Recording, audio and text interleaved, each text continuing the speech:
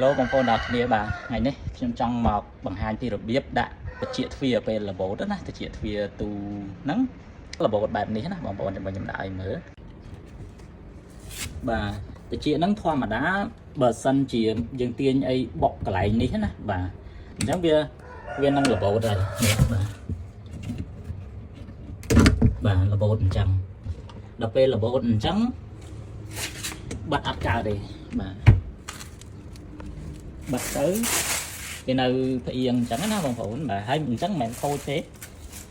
គឺដោយសាររបូតកតិចនេះអញ្ចឹងហើយ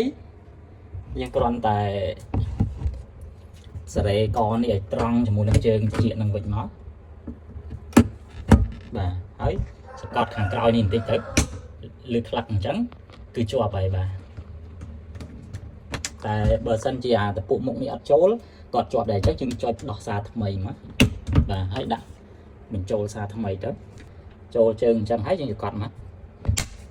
ខ្លឹក